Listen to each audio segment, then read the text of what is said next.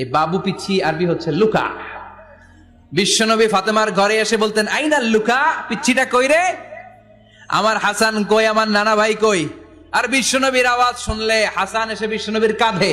আল্লাহু আকবার, আল্লাহু আকবার।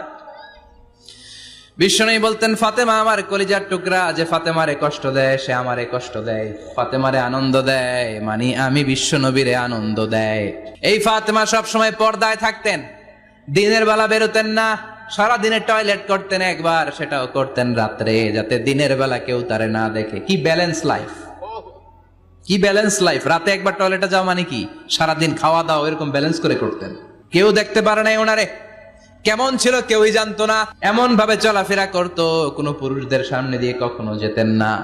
এই জন্য ইন্তেকালের আগে আলীকে বললেন, আলী, বিশ্বনবীর ওসিয়ত অনুযায়ী কিছুদিন পরে আমি আমার বাবার সাথে সাক্ষাৎ করব। ইন্তেকালের সময়